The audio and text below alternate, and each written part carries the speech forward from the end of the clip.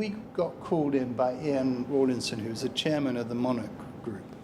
And he'd just taken over the Monarch group, and he was in the process of setting to grow it and to turn it around. And he was absolutely passionate about creating a charitable foundation for the Monarch group. And so what we did was we went and we made a presentation to the board of directors, and along the lines of the presentation I've just been talking to you about. We said, look, actually, these are the business benefits for your order. And then we did this audit, and the most extraordinary things came out. I mean, for example, they'd given away, I think, something like £250,000 worth of airline seats to anybody who'd written.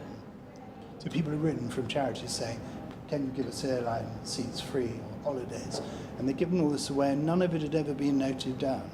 So that's an example of harvesting all that's been going on throughout the organisation. The organisation had also been indulged in sort of marketing. That's basically the buying of charity tables here, there and everywhere. You know, it was very higgledy-piggledy. But when we did it, it turned out that actually in a given year they'd given away over £500,000.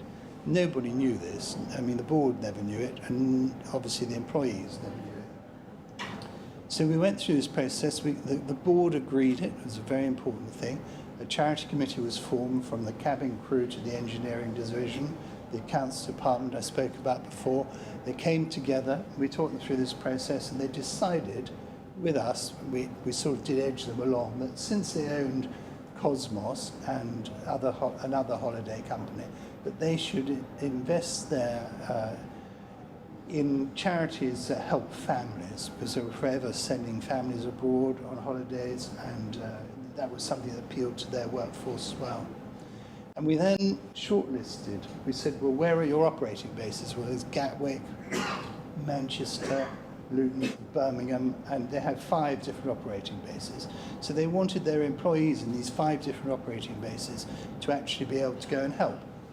So we landed up getting or choosing 18 charities working with families, from tiny, tiny, tiny charities to enormous charities. And we gave them, as I said, we gave them the outlines. They chose to see 10 of these charities. And the charities came down over a 2-day period, and they made presentations to the charity committee and representatives of the board. And they landed up supporting 5 charities for 3 years, and with these partnership agreements. And I can remember one of the most entertaining things was that these charity presentations are completely inspirational. And one of the charities that was in the finals was Children in Need, which is not a small charity, as you know, but it's the national charity. And the Children in Need people came down, the woman who was pitching, she made the most brilliant corporate pitch that I've seen for a long time about what Children in Need could do for Monarch, and the fact that Children in Need didn't have an airline amongst its supporters, and selling Pudsey Bear on the airline and all this sort of thing. It was really, really, really good.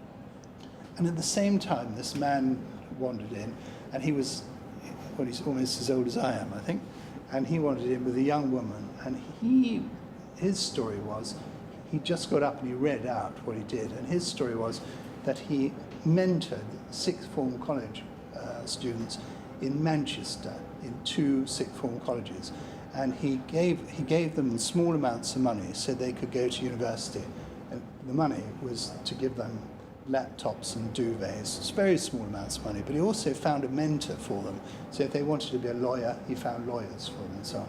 And he came in and he made this unbelievable presentation, and then this young woman who was also had been through this program and had become a barrister got up and talked about how it had changed her life.